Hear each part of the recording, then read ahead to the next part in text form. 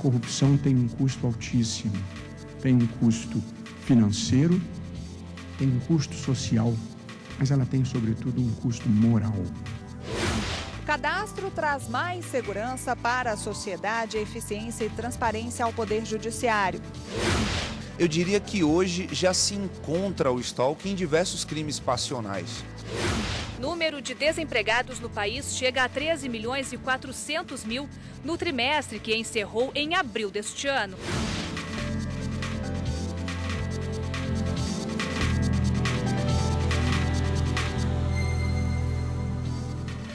Boa tarde. O prazo para a inclusão de presos no Banco Nacional de Monitoramento de Prisões terminou apenas com 2 estados não cumprindo o cronograma determinado pelo Conselho Nacional de Justiça. O banco é um cadastro com todas as informações sobre os presos no Brasil. Setembro de 2016, 18 presos são mortos durante rebelião no complexo penitenciário de Pedrinhas, no Maranhão. Janeiro de 2017, o Amazonas registra o maior massacre do sistema penitenciário do estado. O motim na penitenciária Anísio Jobim, em Manaus, termina com 56 mortos. Um ano depois, em janeiro de 2018, a cena se repete em Aparecida de Goiânia, Goiás. 9 detentos da colônia agroindustrial do regime semiaberto foram assassinados. A crise no sistema carcerário preocupa. Uma parte do problema está na falta de dados completos e de informações confiáveis sobre a população carcerária. Foi por isso que o Conselho Nacional de Justiça atualizou o Banco Nacional de Mandados de Prisão. A nova versão, batizada de Banco Nacional de Monitoramento de Prisões, ou BNMP 2.0, foi lançada em novembro do ano passado. Para a presidente do STF e do CNJ, ministra Carmen Lúcia, a plataforma tem uma proposta mais ampla. Além de monitorar as ordens de prisão expedidas pelo Judiciário, faz um controle de quem chega e de quem é solto. Nós vamos ter o número exato de presos, porque hoje isso é contado basicamente pelo número de quentinhas que passam para os presídios ou de pães e, portanto, isto é, no mínimo, uma tendência, no máximo, uma irresponsabilidade. Dizer que nós temos tantos presos, não se sabe. Quer dizer, e agora nós vamos saber. A implantação do BNMP 2.0 começou por Roraima. Em pouco tempo foi estendida para os demais estados. Profissionais de todos os tribunais brasileiros passaram por cursos e treinamentos. A medida ensinou a operação do sistema e criou a consciência da necessidade de dados mais precisos. Ao longo dos meses, a gente sentiu um reforço no trabalho, no apoio dos tribunais e nas tarefas nesse sentido de efetuar o cadastro desses presos. Além de Roraima, outros 17 estados concluíram o cadastramento. Com isso, até agora, o número de presos no país passou dos 431 mil. O levantamento indica que 153 mil são provisórios, 277 mil são condenados, 561 estão internados. 7 unidades da federação estão em fase avançada de implantação do sistema. Apesar do prazo estipulado ter terminado nesta quinta-feira, 31 de maio, Minas Gerais e Rio Grande do Sul ainda não começaram o cadastramento.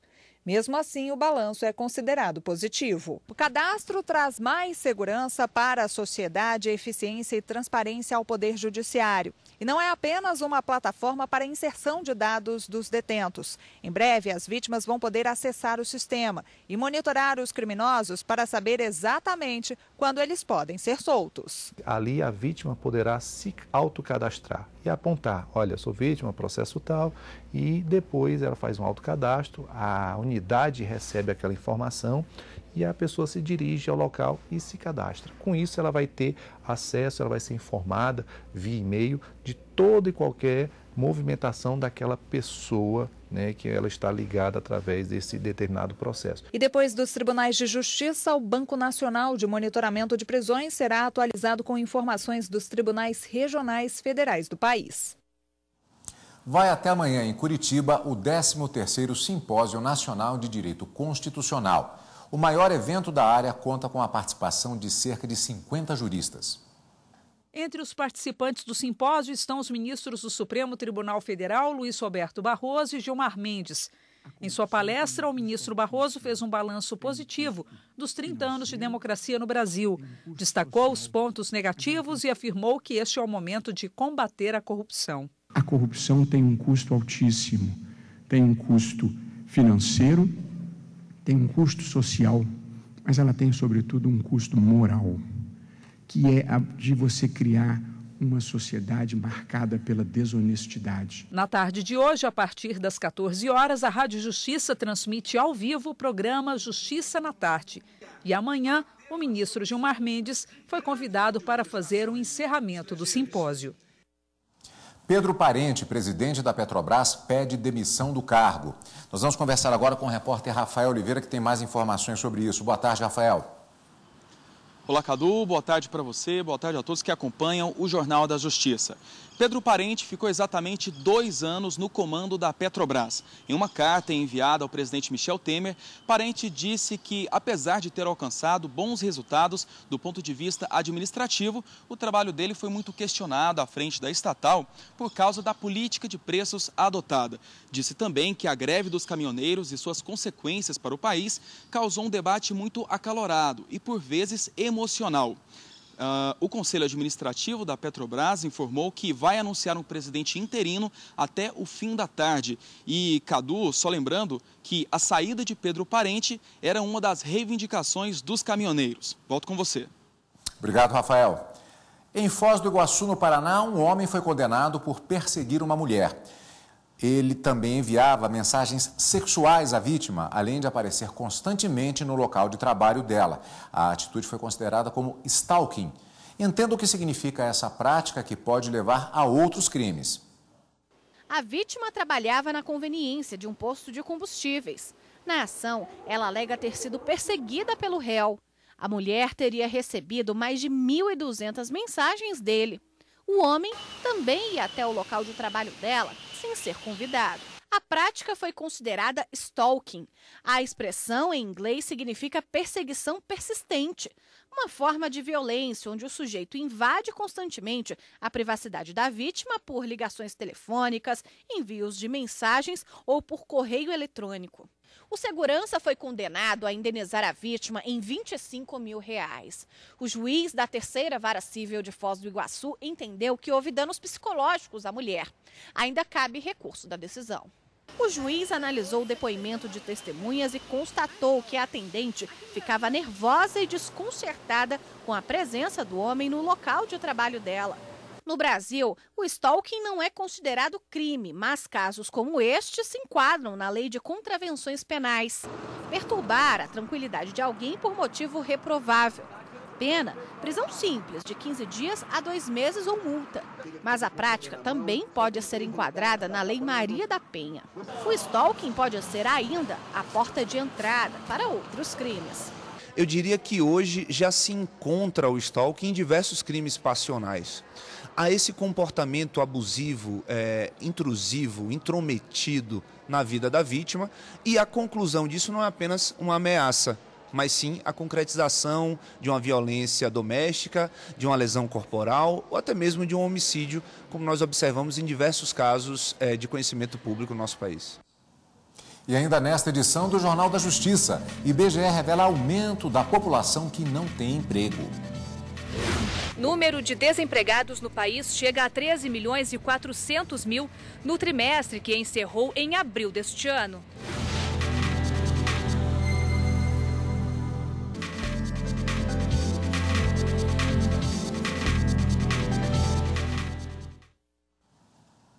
Superior Tribunal de Justiça decide que é possível restabelecer nome de solteira após a morte do companheiro.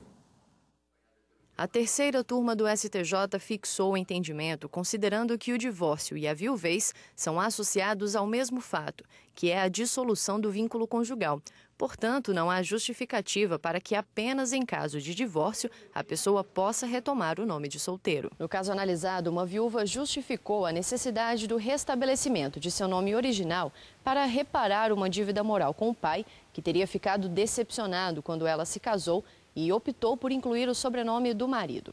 O pedido foi negado em primeira e segunda instâncias. pois foi considerado que não havia erro ou situação excepcional que justificasse a retificação do registro. No STJ, a relatora do recurso, ministra Nancy Andrighi, destacou a importância do direito ao nome como elemento estruturante dos direitos da personalidade e da dignidade da pessoa humana.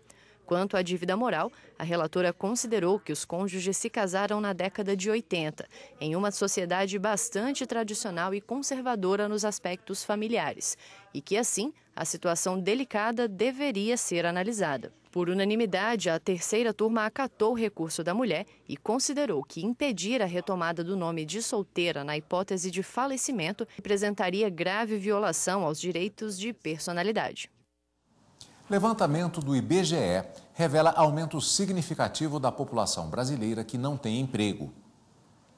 O número de desempregados chegou a 13.400.000 no trimestre encerrado em abril deste ano.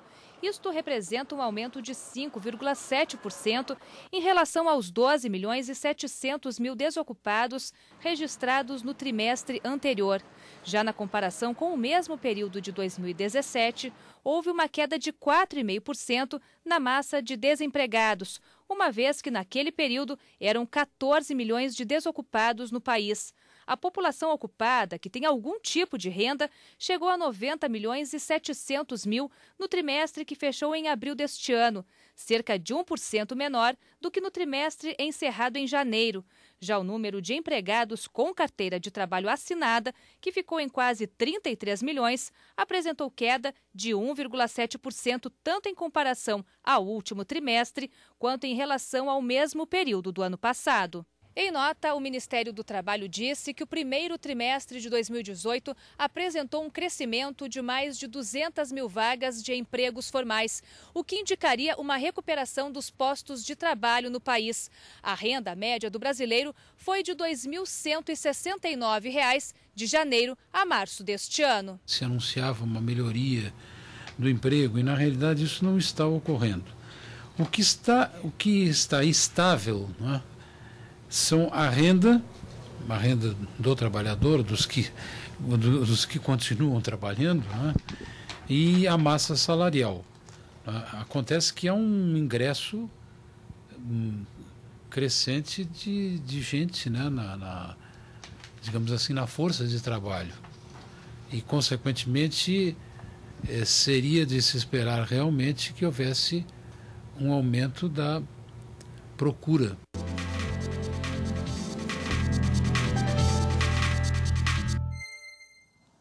Para falar mais sobre o assunto, recebemos aqui nos estúdios da TV Justiça o advogado Jonatas Moretti, a quem, antes de mais nada, agradeço pela presença aqui conosco, doutor.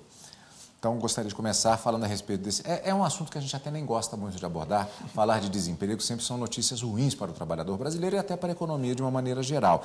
Esses números, eles surpreendem, mas quer dizer que há uma expectativa de que ainda tenhamos muitos desempregados, pelo menos por algum tempo.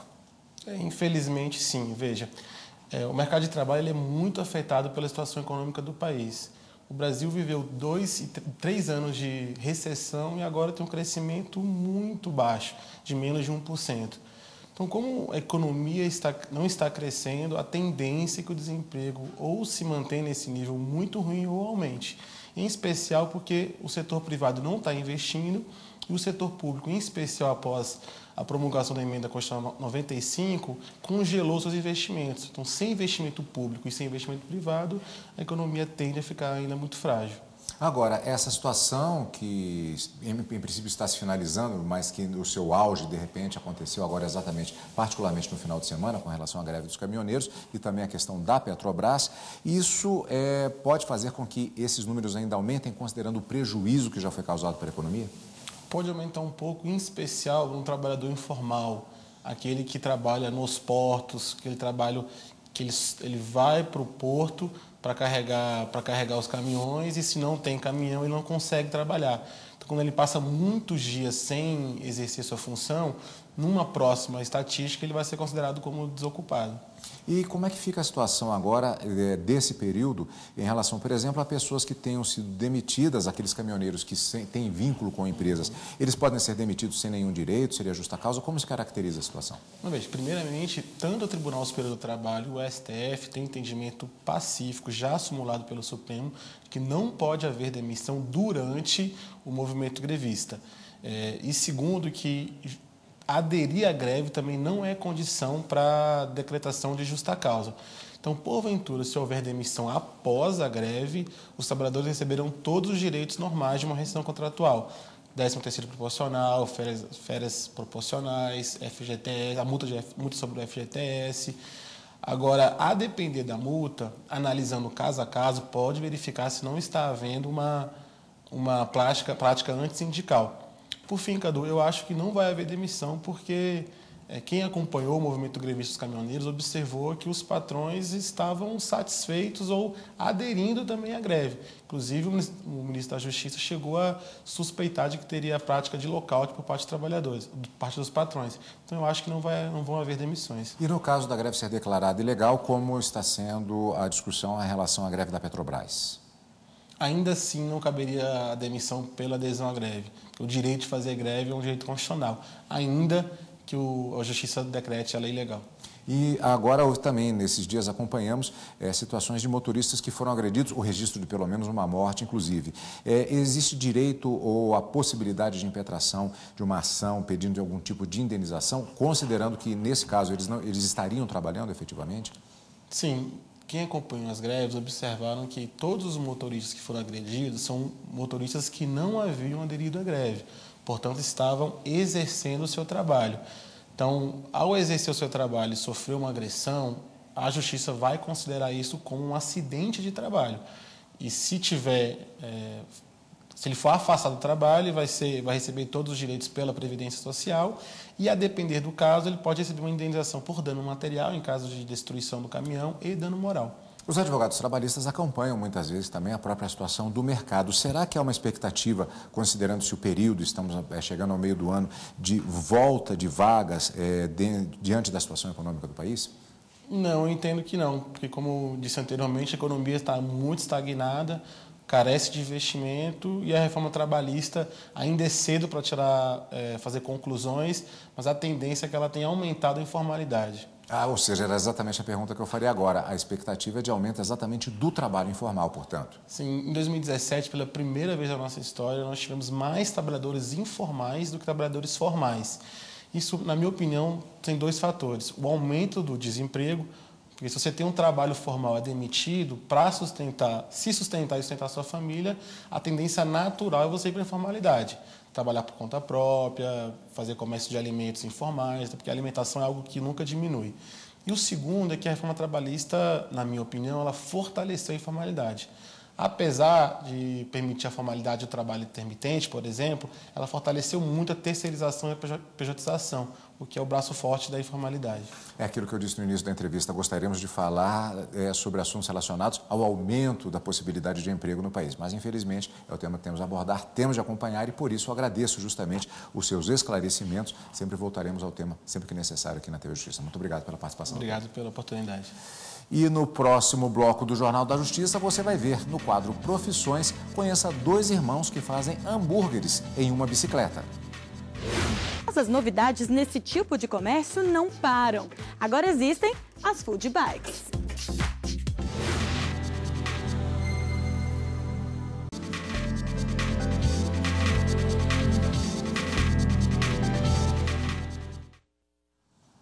Desde 2013, quando o Conselho Nacional de Justiça determinou que os cartórios reconhecessem a união homoafetiva, são realizados no país, em média, 5.000 casamentos desse tipo por ano.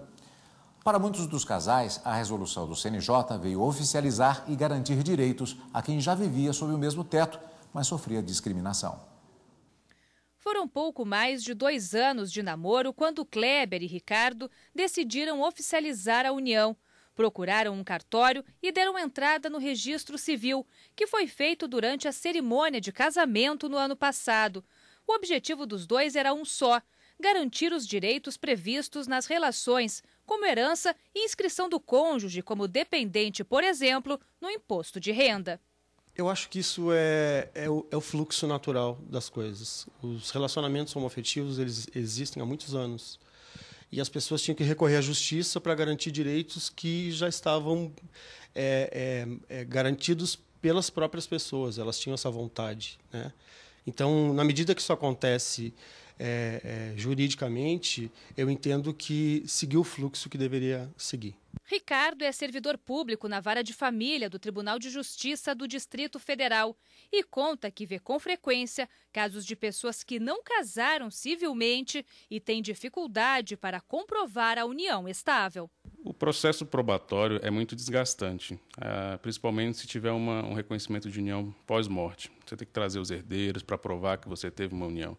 Então, o casamento, você chegar para fazer um divórcio, se for um eventual divórcio, é preferível, né? Mais rápido. Mas ainda que não queremos nos divorciar, a questão sucessória depois garante de um casamento, eu acho que é muito mais fácil você garantir os direitos. Uma resolução do Conselho Nacional de Justiça, publicada em 2013, determinou que os cartórios reconhecessem civilmente a união de pessoas do mesmo sexo. Até 2016, 19.500 casamentos homoafetivos foram celebrados no Brasil.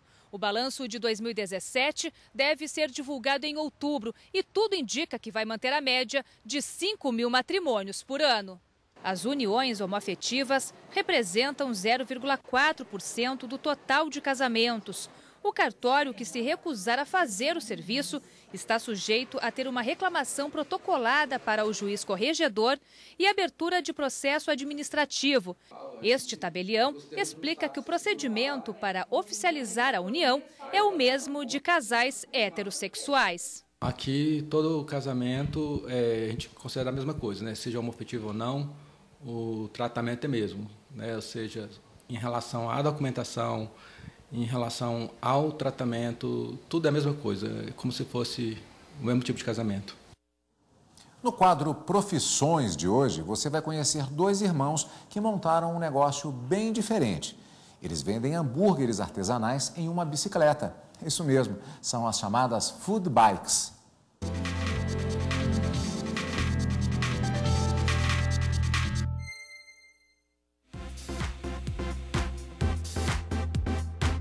É assim que começa o dia do chefe de cozinha Sen. Na própria casa, ele prepara os ingredientes para montar os hambúrgueres. Cebola, bacon, carne, pão. E depois de tudo pronto, é hora de sair. Já faz o tempo que os food trucks estão na moda, ocupando as ruas das grandes metrópoles brasileiras. Mas as novidades nesse tipo de comércio não param. Agora existem as food bikes.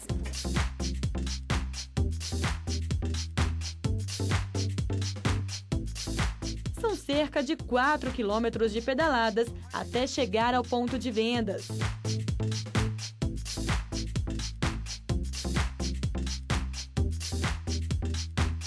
E é aqui nessa praça que Sen monta tudo. A bicicleta vira uma hamburgueria móvel. A ideia surgiu depois de trabalhar em vários restaurantes e perceber que precisava de mais tempo livre com a família.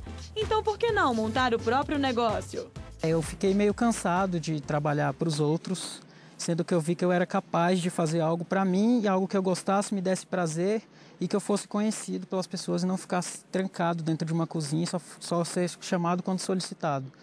E aí me deu um estalo de que eu poderia unir o que eu gosto, que é pedalar, com o que eu amo fazer, que é cozinhar. A sociedade foi feita com o irmão, que cuida de toda a parte financeira. Toda a parte de pagamento, de cuidar do carvão, fica comigo, tanto que as vestimentas são diferentes. Eu já uso uma gandola que pode pegar mais sujeira e tal. Minha luva é diferente também da dele, a dele já é uma luva cirúrgica.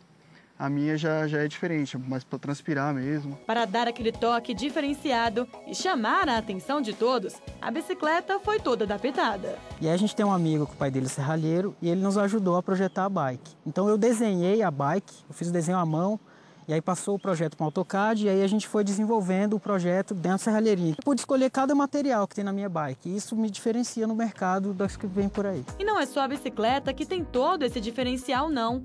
Todos os ingredientes são preparados em casa. A carne é fresca, é um blend que eu desenvolvi, que é uma mistura de cortes. São 3 cortes de carnes e uma proporção de gordura. E aí eu desenvolvi, ele é fresco, é feito todos os dias, é diariamente a minha produção. As vendas são realizadas sempre ao ar livre. Cerca de 30 sanduíches são vendidos por dia a R$20. A ideia é valorizar o produto artesanal. É um preço justo, o trabalho que a gente tem, né, é diferenciado do que se tem no mercado, porque o nosso bacon ele é artesanal, o nosso hambúrguer ele é artesanal de verdade, ele é feito em casa. Profissão comum, mas com um toque diferenciado. Cada dia eu estou me empenhando a melhorar e a criar, e o mercado está aí, cara. Se você ficar para trás, estão criando coisas novas, então você tem que estar sempre se reciclando, inovando e estudando. E se tem realmente chamado a atenção? Ah, tem sim. Olha só o que um dos clientes mais assíduos tem a dizer sobre o hambúrguer. Não só na estética do hambúrguer, quanto no gosto também. Eu acho que é o hambúrguer mais gostoso que eu já comi na minha vida. Com tantos elogios assim, deu até vontade de experimentar também. Muito bom.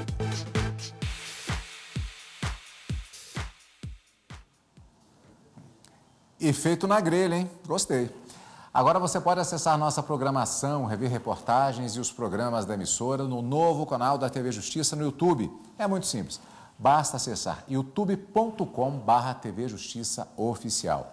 E hoje nós ficamos por aqui. Obrigado pela audiência, um ótimo final de semana e até a próxima segunda-feira.